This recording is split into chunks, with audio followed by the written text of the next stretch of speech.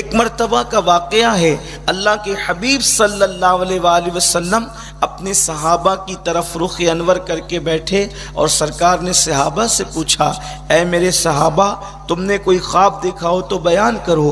اس دن اللہ کے حبیب علیہ السلام کے صحابہ سب کے سب خاموش رہے۔ اس کا مطلب یہ تھا کہ آج کسی نے کوئی خواب نہیں دیکھا تھا۔ اس وقت میرے آقا مصطفیٰ جان رحمت صلی اللہ علیہ وآلہ وسلم کی زبان مبارک گویا ہوئی اور آقا کریم علیہ السلام نے فرمایا، اے میرے صحابہ آج میں نے خواب دیکھا ہے۔ یعنی اللہ کے حبیب علیہ السلام نے اس شب خواب دیکھا تھا۔ اب چونکہ میں اللہ کے حبیب کا خواب بیان کرنا چاہتا ہوں، اس لیے آپ بہت غور سے سنیں، بہت دلچسپ بات ہے۔ ظاہر سی بات ہے کہ ہم اپنے خوابوں کو بیان کرتے ہیں تو کتنا اچھا لگتا ہے۔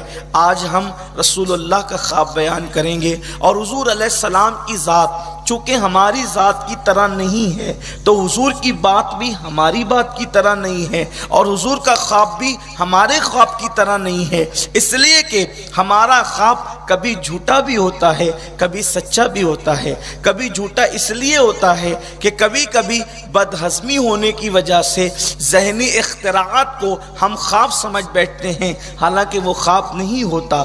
ہمارے خوابوں کی تعبیر کبھی پوری بھی ہوتی ہے، کبھی ادھوری رہ جاتی ہے، لیکن یہ مصطفیٰ جان رحمت کا خواب ہے، یہ وحی ہے۔ حضور جو خواب دیکھتے ہیں وہ بھی وحی ہے، اس لیے کہ آقا کریم صلی اللہ علیہ وسلم پر وحی کی جو مختلف قسمیں اور صورتیں تھی اس میں ایک خواب بھی ہے، رویائے صادقہ بھی ہے۔ میرے آقا صلی اللہ علیہ وسلم کے دیوانوں اب بہت غور سے سنیں، حضور علیہ السلام کی زندگی میں بہت سارے خواب ہیں، ان میں سے ایک خواب یہ بھی ہے۔ اللہ کے حبیب علیہ السلام کے صحابہ جب چپ رہے تو سرکار نے فرمایا، آج میں نے خواب دیکھا ہے۔ اور پھر اللہ کے حبیب ہم سب کے آقا و مولا غیب داں نبی صلی اللہ علیہ وآلہ وسلم ارشاد فرماتے ہیں، اے میرے صحابہ میں سو رہا تھا، میں نے حالت خواب میں دیکھا کہ دو لوگ آئے اور انہوں نے مجھے بیدار کیا، انہوں نے مجھے اٹھایا۔ یعنی خوابی کی حالت میں حضور علیہ السلام کو بیدار کیا گیا، حالانکہ حضور ظاہری طور پہ بیدار نہ ہوئے، حضور محو استراحت تھے۔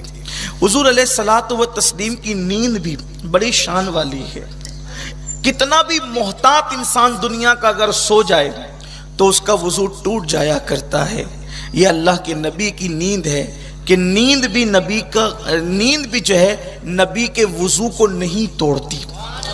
اللہ کے نبی صلی اللہ علیہ وسلم سوتے ہیں تو نیند میں حضور کا وضو نہیں ٹوٹتا ہے، حالانکہ کوئی بھی دنیا کا انسان سوئے تو جیسے ہی وہ سو جائے اس کی آنکھ لگ جائے تو اس کا وضو خود بخود ٹوٹ جائے۔ اس کو وضو ٹوٹنے والی کوئی حاجت ہو یا نہ ہو، بس وہ سو گیا، اس کی آنکھ لگ گئی، بستر پہ لیٹ گیا، وہ ہاتھ پیر اس کے ڈھیلے ہو گئے، اس کی آنکھ بند ہو گئی، اس کو نیند آ گئی، غافل ہو گیا، وہ اس کا وضو ٹوٹ گیا۔ اس سے پتہ چلا، ایک خاص بات آپ کو بتانا چاہتا ہوں، اس سے پتہ چلا کہ نبی کی نیند بھی اپنی طرح نہیں ہے۔ یعنی ہم نیند میں بھی کبھی کبھی کوئی کسی کو کہتا ہے نا، ارے تو کیسی بات کر رہے ہیں، نیند میں تو نہیں ہے۔ یعنی جب آدمی نیند میں ہوتا ہے تو بہکی بہکی باتیں کرتا ہے۔ تو اس سے پتہ چلا کہ انسان کی نیند اور عام انسان کی نیند اور نبی کی نیند دونوں برابر نہیں ہے۔ حضور علیہ السلام کی نیند کی شان یہ ہے، وہ سو جائیں تو معراج منامی، وہ جاگے تو خدا سے ہم کلامی۔ اللہ کے رسول علیہ السلام کی شان یہ ہے، شان مصطفیٰ جان رحمت یہ ہے۔ تو اللہ کے حبیب صلی اللہ علیہ وآلہ وسلم فرماتے ہیں، میں نے خواب دیکھا کہ دو لوگ آئے اور انہوں نے مجھے بیدار کیا، مجھے اٹھایا۔ اب ذرا ساتھ ساتھ اس کی تشریح کی کر دی جائے کہ وہ دو کون لوگ تھے۔ وہ جو انسانی شکل میں دو لوگ تھے وہ انسان نہیں تھے بلکہ وہ فرشتے تھے۔ انہوں نے میرے آقا جان کائنات روح کائنات صلی اللہ علیہ وآلہ وسلم کو حالت خواب میں بیدار کیا اور پھر میرے آقا سے انہوں نے عرض کیا کہ یا رسول اللہ چلیے۔ آقا ارشاد فرماتے ہیں میں ان دونوں کے ساتھ چلنے لگا۔ اللہ کے حبیب علیہ السلام غیب دا نبی صلی اللہ علیہ وآلہ وسلم فرماتے ہیں کہ جس وقت میں ان کے ساتھ میں نے چلنا شروع کیا تو میں نے ایک خوفناک منظر دیکھا۔ خوفناک اور بھیانک منظر یہ تھا کہ ایک بندہ زمین کے اوپر لیٹا ہوا ہے، ایک بندہ زمین پہ لیٹا ہوا ہے اور اس کے سرہانے ایک بندہ کھڑا ہوا ہے، اور جو اس کے سرہانے کھڑا ہے اس کے ہاتھ میں بہت بڑی چٹان ہے۔ ایک ہوتا ہے پتھر اور ایک ہوتی ہے چٹان۔ چٹان بھی پتھر کی قسم سے ہوتی ہے، پتھر بھی چٹان بھی پتھر کی ایک قسم ہے، لیکن جو کافی بڑا گول سا جو حصہ ہوتا ہے نا، عام طور پہ آپ کو جنگلوں میں پہاڑوں پہ رکھا ہوا یا زمینوں پہ پڑا ہوا ملے گا، اس کو چٹان کہتے ہیں، بڑا ہوتا ہے وہ۔ تو آقا کریم صلی اللہ علیہ وآلہ وسلم نے چٹان کا ذکر فرمایا کہ ایک شخص لیٹا ہے اور اس کے سرانے ایک شخص کھڑا ہے۔ اللہ کے حبیب صلی اللہ علیہ وآلہ وسلم فرماتے اس کے ہاتھ میں چٹان ہے، اور پھر میں نے دیکھا کہ جو لیٹا ہوا شخص ہے اس کے سرانے جو چٹان لے کر کے کھڑا ہے وہ شخص اس کے سر پہ مارتا ہے، اور جب اس کے سر پہ مارتا ہے تو اس کا سر پس جاتا ہے۔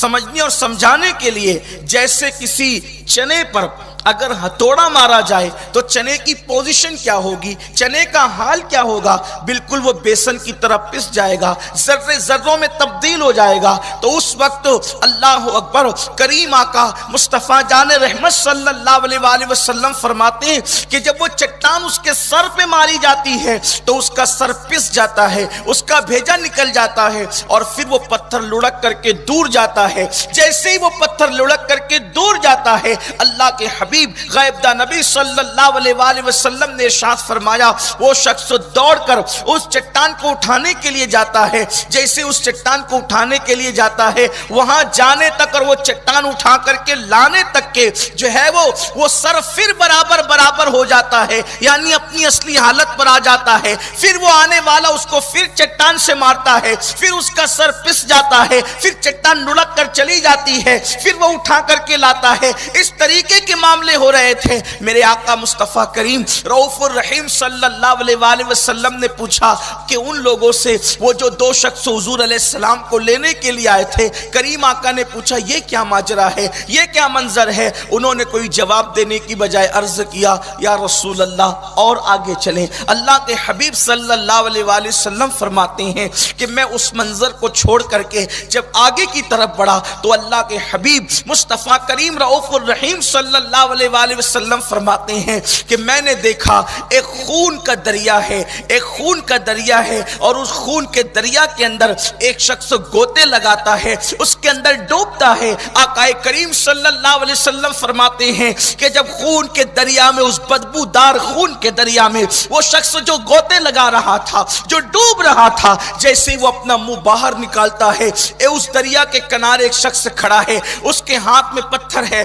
وہ جیسے ہی نکلتا ہے ڈوبنے والا جو خون کے دریا میں گوتے لگا رہا تھا، جیسے ہی وہ منہ باہر نکالتا ہے یہ پتھر اس پر پھینکتا ہے، وہ پتھر اس کے منہ میں جاتا ہے اور پھر وہ اس کو لے کر کے ڈوب جاتا ہے۔ یہ منظر دیکھ کر کریم آقا فرماتے ہیں میں نے پوچھا یہ کیا ہے، تو مجھے کوئی جواب دینے کی بجائے انہوں نے پھر عرض کیا کہ یا رسول اللہ صلی اللہ علیہ وآلہ وسلم اور آگے تشریف لے چلیں۔ اللہ کے حبیب ہم سب کے آقا و مولا غیب دا نبی صلی اللہ علیہ وآلہ وسلم فرماتے ہیں ہم پھر آگے بڑھے تو میں نے ایک منظر دیکھا، ایک گڑھا ہے جو اوپر سے تنگ ہے، یعنی اوپر سے چھوٹا ہے اور نیچے کی طرف وہ پھیلتا چلا گیا ہے، اور اس کے اندر سے کچھ مردوں کے اور عورتوں کے چلانے کی اور چیخنے کی آوازیں آ رہی ہے۔ مثال کے طور پر جس طریقے سے بھاپ جو ہے اٹھتی ہے تو اوپر والی چیز کو کیسے وہ اپنے اوپر اٹھاتی ہے، ایسے ہی نیچے سے انگار اٹھ رہی تھی اور وہ اوپر کی طرف لوگوں کو اٹھا رہی تھی، اور اس گڑھے سے چیخنے چلانے کی دردناک آواز آ رہی تھی۔ اللہ کے حبیب صلی اللہ علیہ وآلہ وسلم فرماتے ہیں اس چیخنے اور چلانے کی آواز کو سن کر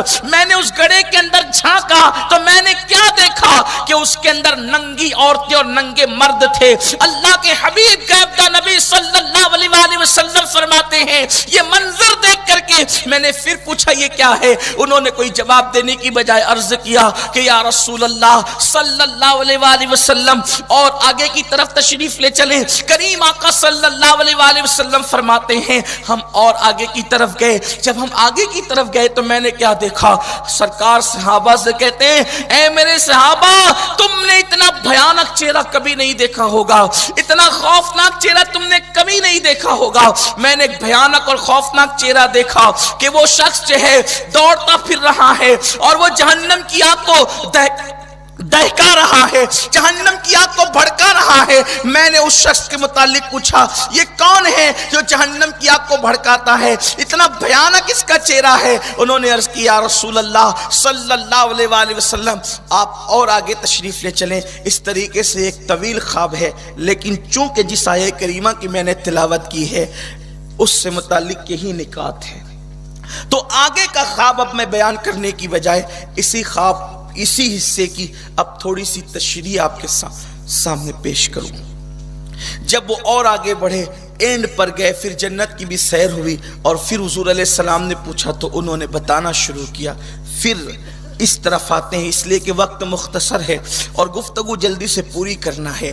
اللہ کے حبیب علیہ الصلوۃ والتسلیم کو انہوں نے بتایا جب اس مقام پر پہنچے کہ یہ جو ڈراؤنی صورت والا شخص ہے, یہ جو خوفناک شکل والا شخص ہے, یا رسول اللہ اس کو جہنم کا داروگا کہتے ہیں. یہ جہنم کا داروگا ہے, داروگا جس کے ہاتھ میں جہنم کا نظام ہے, اس کا نام ہے حضرت مالک علیہ السلام. اور اللہ نے اس کی صورت اتنی خوفناک بنائی ہے, اتنی بھیانک اس کی صورت بنائی ہے کہ اللہ اکبر, جہنمیوں کو اگر اور عذاب بھی نہ دیا جائے, صرف یہ بھیانک صورت دکھائی جائے تو بھی لوگوں کے لیے بہت زیادہ دردناک عذاب ہوگا. میرے پیارے آقا صلی اللہ علیہ وسلم کے پیارے دیوانوں, خواب حضور علیہ السلام کے لیے وحی ہے, وہی خواب کے اندر وحی کی گئی کہ اور جہنم کے مناظر حضور کو دکھائے گئے تاکہ حضور امت کے حوالے سے بیان فرمائے اور امت اپنے وجود کو جہنم کی آگ سے بچانے کی کوشش کرے. وہ حضرت مالک علیہ السلام تھے جن کا چہرہ بڑا خوفناک تھا, بڑا بھیانک تھا, اور وہ جہنم کی آگ کو دہکا رہے تھے. یاد رکھیں, گناہ کرنے والوں کو بتا دو کہ بستر پر لیٹ کر گناہ کرنے والوں, منہ میں لقمہ ڈالتے وقت گناہ کرنے والوں, بیٹھ کر کے لیٹ کر کے گناہ کرنے والوں, زمین کو گناہوں سے بھر دینے والوں, تم زمین کے اوپر گناہ کرتے ہو اور ادھر مالک, وہ حضرت مالک علیہ السلام داروغے جہنم کی آگ کو تمہارے لیے دہکا رہا ہوتا ہے. انسان زمین کے اوپر پاپ اور عیاشیاں کر کے یہ تصور کرتا ہے مجھے کوئی روکنے ٹوکنے والا نہیں, میرا کون کیا بگاڑ سکتا ہے, لیکن جہنم پکار کر کہتی ہے خدا کی دی ہوئی نعمت پہ عیش کرنے والا, اللہ کی اطاعت کرنے کی بجائے عیاشیوں میں وقت گزارنے والوں, کوئی تمہارا کچھ کرے یا نہ کرے, آخر ایک دن آخرت ہے اور تمہارے لیے جہنم کا دردناک عذاب ہے. میرے پیارے آقا صلی اللہ علیہ وسلم کے پیارے دیوانوں, آؤ آپ کو بتاؤں, یہ جو بار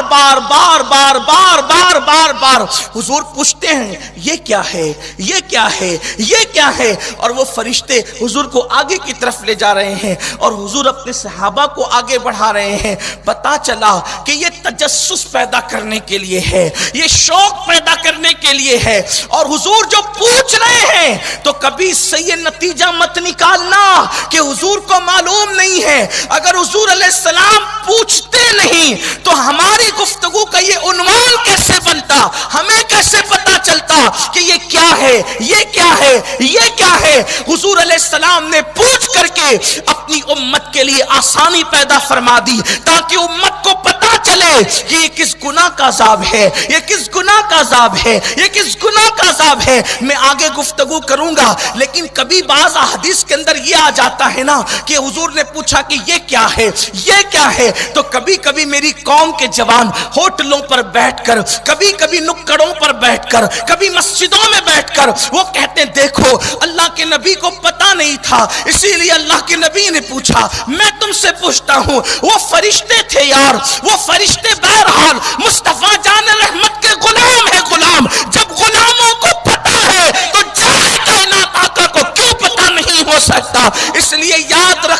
ایسی باتیں کبھی مت کیا کرو، ایسی گفتگو کبھی مت کیا کرو۔ میرے آقا صلی اللہ علیہ وسلم کے دیوانوں، جب بھی نبی پاک کے بارے میں اپنی زبان کھولو تو 50 مرتبہ سوچو، اس لیے کہ اگر تم نے بلا سوچے سمجھے میرے خلاف بات کی، یا میں نے بلا سوچے سمجھے تمہارے خلاف بات کی، تو میرے خلاف بات کرنا تمہیں جہنم میں لے جائے گا، اور تمہارے خلاف بات کرنا مجھے جہنم میں لے جائے گا۔ ارے نادان، ذرا ہوش سے کام لے، اگر امتی کے خلاف تہمت لگائے تو وہ جہنم میں لے جائے گا، اگر امتی نبی پہ تہمت لگائے تو اس کا انجام کیا ہوگا، اس کا ٹھکانہ کیا ہوگا۔ میری قوم کے جوانوں، اپنے اچھے ہوش سے کام لیا کرو، زبان کو لگام دیا کرو، نبی کے بارے میں اپنی طبیعت سے باتیں نہ کرو۔ اللہ اللہ، آج میری قوم کا جوان نبی کے لیے بے باک ہو گیا،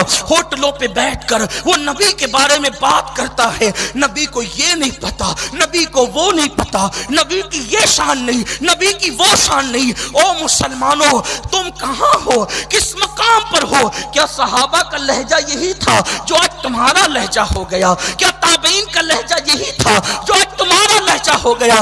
تم کہتے ہو نبی کو یہ پتا نہیں تھا، اور صحابہ کہتے تھے واللہ ورسولہ عالم، کہ اللہ جانتا ہے اور اس کے بتانے سے اس کا نبی جانتا ہے۔ ذرا اندازہ تو کریں، تم نے صحابہ کی بولی بولنا چھوڑ دیا۔ اللہ علیہ وسلم نے پوچھا یہ کون ہے جو جہنم کی آگ کو بھڑکاتا ہے؟ تو عرض کیا انہوں نے، یا رسول اللہ، یہ جناب مالک علیہ السلام ہے، یہ جہنم کی آگ کو بھڑکا رہے۔ پھر اس کے بعد انہوں نے عرض کیا، یا رسول اللہ، اس سے پہلے جو آپ نے منظر دیکھا، خون کا دریا ہے اور اس میں ایک شخص ڈبکیاں لگاتا ہے، وہ خون کا دریا بھی کہاں ہے؟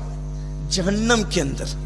وہ صرف خون ہوتا تو بھی اس کی بدبو کوئی کم نہ تھی، وہ صرف خون ہوتا تو بھی اس کی بدبو کوئی کم نہ تھی۔ وہ جہنم کے اندر ہے، جہنم کے اندر بدبو ہی بدبو ہے۔ حدیث پاک میں آتا ہے جہنم کی بدبو اتنی ہے کہ اس کا مختصر سا حصہ اگر دنیا میں ظاہر کر دیا جائے تو لوگوں کے سر پھٹ جائے۔ مختصر سا حصہ، اتنی بدبو ہے جہنم کے اندر۔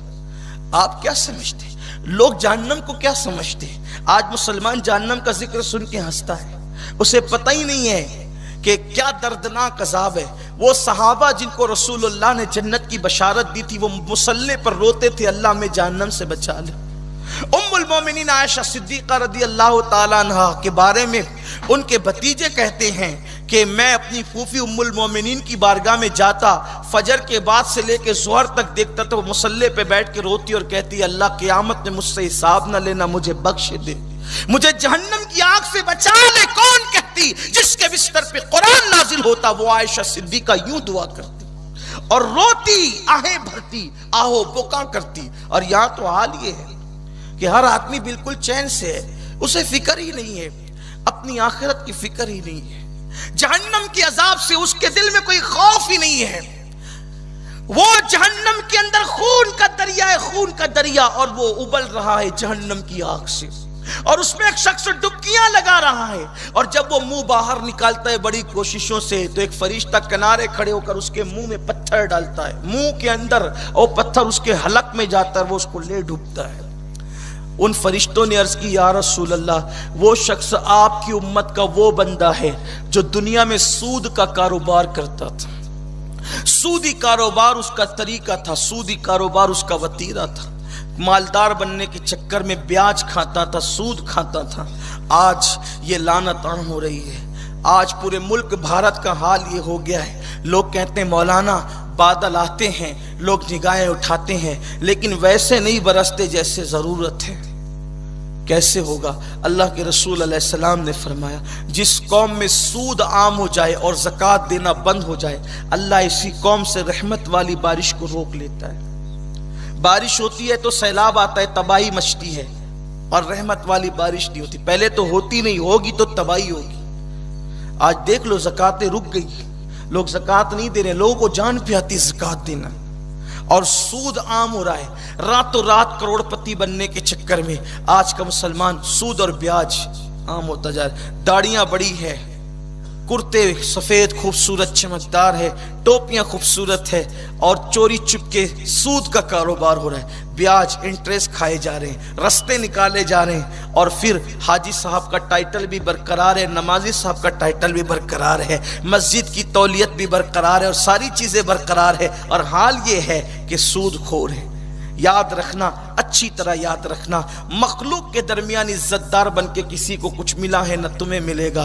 अगर इज्जतदार बनना है तो कादिर के, कुदरत वाले के दरमियान इज्जतदार बनो। इसलिए कि मेरे आका फरमाते हैं, कादिर क़य्यूम की नाफरमानी करके तुम मखलूक के दरमियान कभी इज्जत हासिल नहीं कर सकते।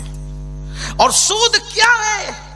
अल्लाह के हबीब सल्लल्लाहु अलैहि वसल्लम फरमाते हैं, हदीस पाक का मफहूम है कि जब सूदी कारोबार करने वाले, सूद खाने वाले क़यामत के दिन उठेंगे तो उनके पेट कमरों की तरह बड़े बड़े होंगे और उसके अंदर बिच्छू और आग होंगी, और वो चलना चाहेंगे तो वो अड़क अड़क करके गिरेंगे।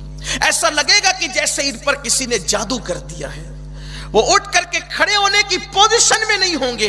इसलिए मुसलमानों को चाहिए कि वो सूद से अपने आप को बचाए। इसलिए कि मेरे आका अलैहिस्सलाम ने यह भी फरमाया कि करीब क़यामत एक दौर आएगा, जो सूद से बचना चाहेगा सूद का गर्दो गुबार उस तक पहुंच जाएगा, जो बचेगा उस तक भी गर्दो गुबार पहुंचेगा, अरे जो ना बचे वो तो डूब ही जाएगा। इसलिए सूद से बचो, हराम पेट में जाएगा, कोई दुआ कबूल नहीं, कोई इबादत कबूल नहीं। हमारे और आपके आका गैबदा नबी सल्लल्लाहु अलैहि वसल्लम फरमाते, जिसने एक लुकमा हराम का खाया 40 दिन तक उसकी इबादत कबूल नहीं होती। और हम तो कह देते हैं मौलाना नमाज पढ़ो तो सब माफ है। मेरे अजीज, तेरी नमाज तो पहले कबूल हो फिर सब माफ होगा। जब नमाज ही कबूल नहीं होगी तो सब कैसे माफ होगा? फिर मेरे आका अलैहिस्सलाम से उन्होंने अर्ज किया कि या रसूल अल्लाह, उससे पहले आपने एक मंजर देखा।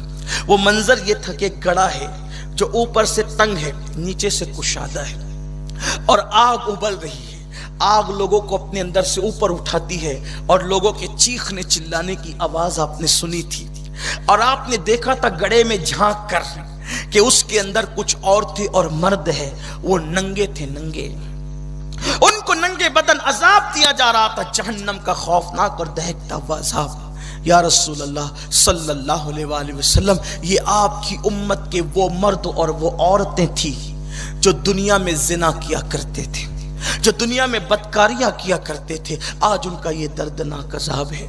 आज आप देखें, मेरी कौम जिना की दहलीज पर जाते जाते अब जिना के दलदल में डूब गई। कौम के नौजवान लड़के और लड़कियां 16-16, 17-17 साल की उम्र ही में अपना सब कुछ गंवा रहे हैं, सब कुछ गंवा रहे हैं, सब कुछ तबाह कर रहे हैं। वजह क्या है? इसलिए कि निगाहें महफूज नहीं, निगाहें आवारा हो गई है। ऐसी ऐसी फिल्में, टीवी भी हराम, लेकिन टीवी ने कोई कम तबाही नहीं मचाई थी। यानी टीवी में हराम से मुराद जो टीवी में फिल्में देखी जाती वो हराम, उसने कोई कम तबाही नहीं मचाई थी।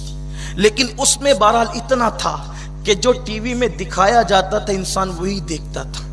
जब से इंटरनेट, यूट्यूब और पता नहीं क्या क्या ये सब बलाएं आई है, इससे फायदे कम नुकसान ज्यादा हुए। टीवी में तो उधर से जो बताया जा रहा है इंसान वही देखेगा, लेकिन यहां तो इंसान जो देखना चाहे वहां तक पहुंच जाता है। ये इतना खतरनाक है इंटरनेट का जंगल, जिसने हमारे हर जवान को अपनी लपेट में ले लिया है। कौम का जवान कहीं गेम में है, कहीं बुराई देखने में है, कहीं व्हाट्सएप में है, कहीं फेसबुक पर है। वक्त की कोई कदर नहीं, इंसान की कदर खत्म हो गई है। कोई मिलने के लिए आया, कोई बुजुर्ग आया, सब मोबाइल में लगे हुए हैं। कोई किसी से बात नहीं कर रहा है, कोई किसी से मिल नहीं रहा है।